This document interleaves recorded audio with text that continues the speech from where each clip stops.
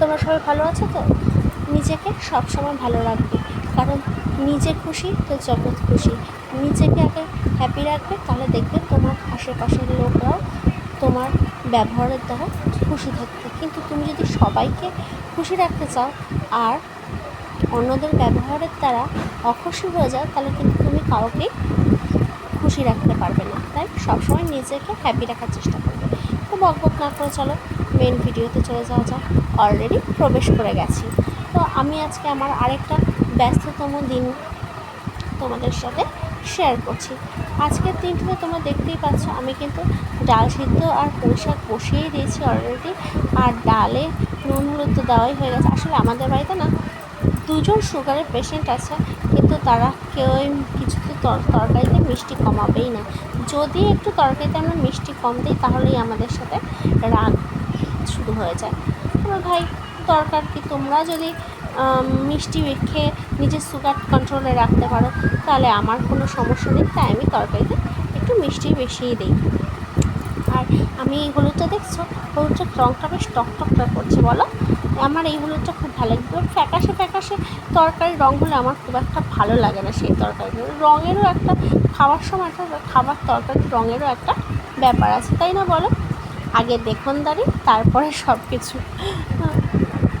বলতে বলতে বন্ধুরা, আমার কিন্তু পুঁই শাকের সব কিছু দেখতেই পাচ্ছ দিয়ে আমি ঢেকে রেখে দিলাম। এরপরে পুঁই শাকটা দেখবে আস্তে আস্তে জল ছেড়ে দেবে, তারপরে পুঁই শাকটাকে নামিয়ে দেবো। ওইদিকে আমার ডাল সিদ্ধ আমার হয়ে গেছে। এই মুগ ডালটা না আমি একটু বড় দানার নিয়ে আসি। আর তাহলে কেন বলো তো, বড় দানার যে মুগ ডালগুলো একটু তাড়াতাড়ি সিদ্ধ হয়ে যায়। আর আমি এই দেখো কেচি ইউজ করি, কেন বলো তো, এই সব সময় কি মানে ছোটো ছোটো ভাবো ধনে পাতা দিলাম কিছু একটাতে, বা লঙ্কা দেওয়ার দরকার আছে, তো সব সময় কি আমি বটি নিয়ে বসতে পারবো? তাই একটা কেচি নিয়ে নিই, চটপট করে লঙ্কাগুলো দিয়ে দিলাম। তারপর এই যে হলুদ কাটা, হলুদের প্যাকেট কাটা বলো, দুধের প্যাকেট কাটা বলো, এগুলো কাটতেও তো কেচির দরকার। তো আমার এই ছোটো কেটিটা যদি হারিয়ে যায়, আমার চোখের সামনে থেকে সরে যায়, খুব অসুবিধা হয়। আমার এখন কড়াইটা আমি মেজে নিয়েছি। এই দেখো, কাজের সময় যদি তেল ফুরিয়ে যায়, আমার সর্ষের তেল ছাড়া ডালে ফোড়ন দিতে এক ফোঁটা ভালো লাগে না, ডালে সেরকম সেন্টই আসে না।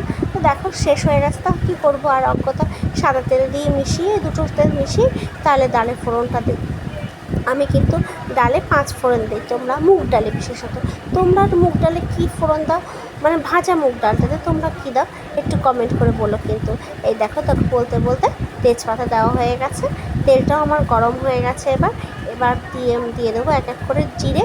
কেন জিরে বলে দিচ্ছি বলো তো, আমার যা সে আবার ডালে 5 ফোড়ন পছন্দ করে না, তাই আমি একটু জিরেও দিয়ে দিলাম, আবার 5 ফোড়নও হয়, দুজনের মিলে আর একটা নতুন সেন্ট হবে।